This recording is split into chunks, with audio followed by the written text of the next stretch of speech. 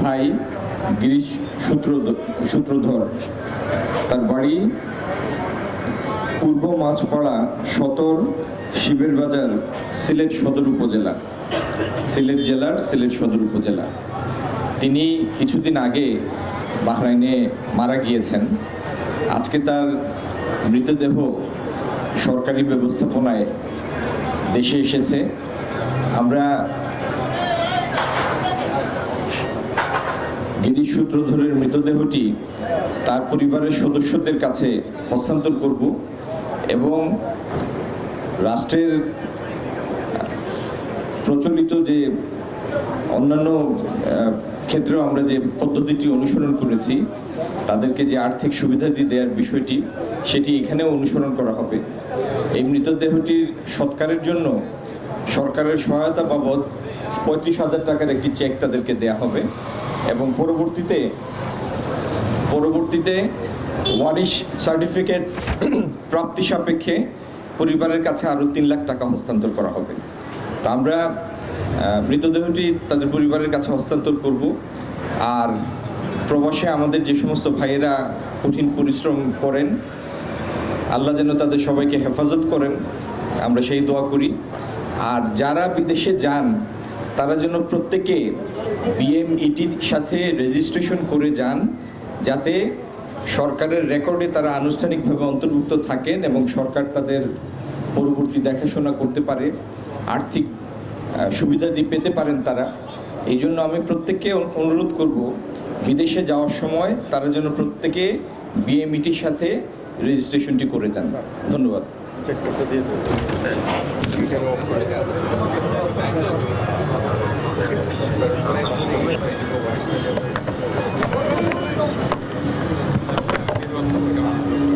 ভাইয়েরা, আসসালামু আলাইকুম। আপনারা সম্ভবত জানেন, সচিব এবং অন্যান্য কর্মকর্তা, যুগ্ম সচিব এবং অন্যান্য কর্মকর্তাবৃন্দ,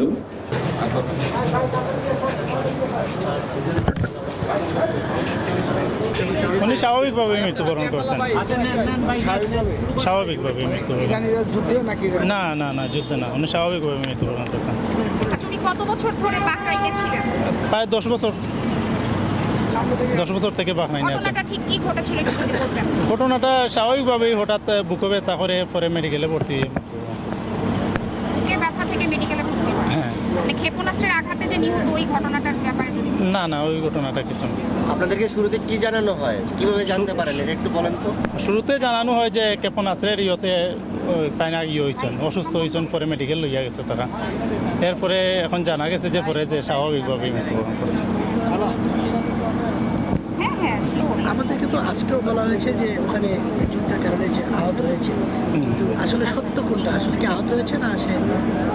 না, এটা স্বাভাবিকভাবেই মরদেহ কি দেখতে পেরেছেন? হ্যাঁ, মরদেহ কি দেখতে পেরেছেন? না দেখছি না এখন। দেখার সুযোগ আছে? স্বাভাবিকভাবে দেখি দেখার সুযোগ আছে কিনা। স্বাভাবিক হ্যাঁ, স্বাভাবিকভাবেই। আরে স্বাভাবিক। আচ্ছা, ওনার মাঝখানে কি 10 বছরের মধ্যে আসছিলেন? না, উনি দেশে আসেন না। 10 বছর আগে যে গেছেন আর আসেন না, আর আসেন নাই। ওনার বাচ্চা কাচ্চা কয়জন? ছেলে মেয়ে? মেয়ে একজন, ছেলে 2জন। তিনজন। মেয়ে 1জন, ছেলে 2জন। ছেলে 2জন। তারা কি দেশেই থাকে? হ্যাঁ, দেশেই থাকে। আপনার কি হয়? আমার কাকা। খরচ হয়েছে, এটা ভেজ আর্নার্স কল্যাণ বোর্ড খরচ করেছে। এই টাকার পরিমাণ হচ্ছে 4,25,000 টাকা। এটা খরচ হয়েছে ওনার ডেড বডিটা আনতে। আর আমরা এখন ওনাকে দেব আপনার পরিবহন এবং দাফন, এই বাবদ একটা খরচ দিব 35,000 টাকা। 35,000 টাকা। এবং পরবর্তীতে মৃতের পরিবারকে আর্থিক অনুদান বাবদ আরও 3 লক্ষ টাকা প্রদান করা হবে। এই 3 লক্ষ টাকাটা পরে দেওয়া হবে। এখন আমরা 35,000 টাকার চেক হস্তান্তর করব। আর 3 লক্ষ টাকা যেটা, সেটা হলো প্রত্যয়ন নেওয়া সাপেক্ষে, অর্থাৎ সাকসেশন সার্টিফিকেট প্রাপ্তি সাপেক্ষে, প্রত্যয়ন সাপেক্ষে পরবর্তীতে এই 3 লক্ষ টাকা প্রদান করা হবে। আচ্ছা ভাই, এই যে যুদ্ধ পরিস্থিতিতে যে উনি যে মারা গেল, এই ঘটনাটা কি একটু বলবেন? এটা যুদ্ধ পরিস্থিতির মৃত্যু নয়, এটা হচ্ছে আপনার খুব স্বাভাবিক। হ্যাঁ, এটা কি কোনো মানে উনি কি স্বাভাবিক মৃত্যু বলতে নর্মাল যে মৃত্যুগুলো স্বাভাবিক মৃত্যু মানে কিন্তু আমরা জানতে পারলাম যে এটা না, ইনফরমেশন নয় এটাই। আচ্ছা ওকে ওকে ভাই আরেকটা বিষয় বলি, এই যে ধরেন এটা আমরা এবার দেখতে পাচ্ছি যে প্রবাসীরা মারা গেলে তার মানে আপনারা নিয়ে আসতেছেন, তো এরকম তো মধ্যপ্রাচ্য সহ বিভিন্ন রাষ্ট্রে হচ্ছে আমাদের প্রবাসী ভাইরা বা বোনরা কাজ করে, তো সেক্ষেত্রে এই ধারাবাহিকতা কতটুকুই থাকবে বা ভবিষ্যৎ পরিকল্পনা যদি একটু বলেন। ভবিষ্যৎ পরিকল্পনা তো সেটা ভবিষ্যৎই বলে দেবে। আমরা আমাদের যে প্ল্যান আছে, আমাদের যে নীতিমালা আছে, সেই নীতিমালা অনুযায়ী আমরা করছি। আমাদের বিএমএটি থাকলে আমরা প্রত্যেকের ডেড বোর্ডে আমাদের খরচ ডিএমএটি এনটাইটেল যারা আছে, যারা রেজিস্টার্ড ডিএমএটি কর্মী, তারা এটা পাবে। আচ্ছা, ক্ষেপণাস্ত্রের আঘাতে নিহত এই পর্যন্ত কতজন মানে মৃত্যুবরণ করেছেন আর 8 জন, কতটি মরদেহ এই ধরনের কোনো- 8 জন এ পর্যন্ত আমরা 5টা লাশ রিসিভ করেছি। ঠিক আছে। আচ্ছা আচ্ছা বাকি এখানে একটা বিশেষভাবে উল্লেখযোগ্য বিষয় হচ্ছে যে বাহরাইন থেকে এই লাশটা আমাদের বাংলাদেশ পর্যন্ত আনতে আমাদের ওয়েজ আর্নার্স কল্যাণ বোর্ড হতে 4,25,000 টাকা ব্যয় করা হয়েছে। টিকা লেখেন পিছিয়ে লেখেন কোন ধরনের কথা বলছেন? টিকা লেখেন আপনি আমার লেন্সের সামনে যে টিকা লিখবেন। এই ভাই আপনি আমাকে ভাই একটু হোল্ড করুন, একটু hold করুন। আপনি এইভাবে কথা বলতে পারেন। ওকে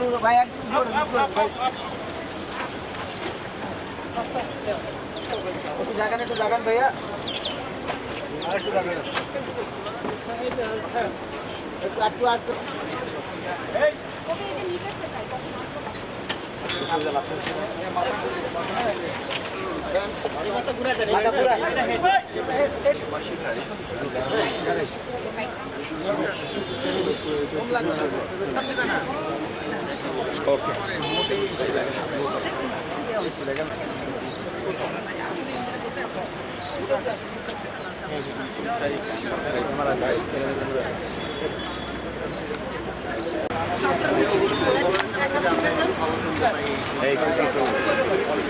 বাণিজ্য মন্ত্রণালয় থেকে কি কি বলেছে আপনাদের?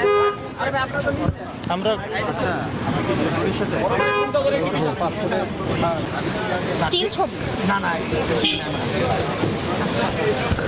আপনার নিউজে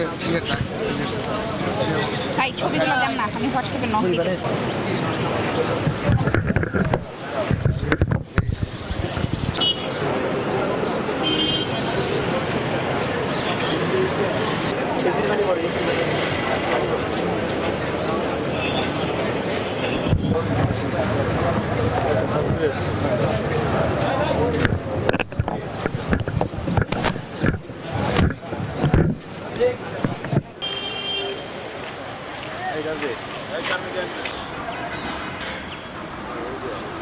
এটাই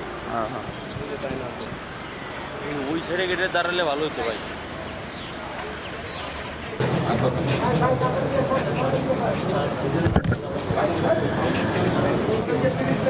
আচ্ছা আচ্ছা ঠিক আছে।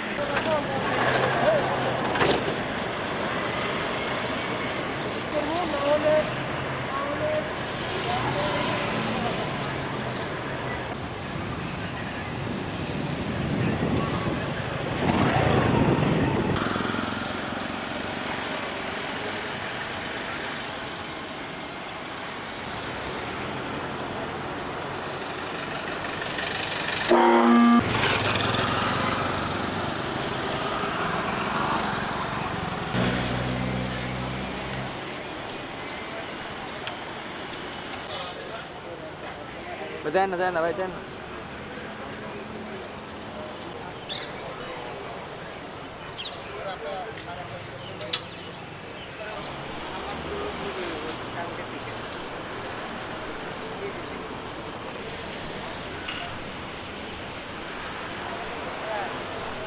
এই ভাই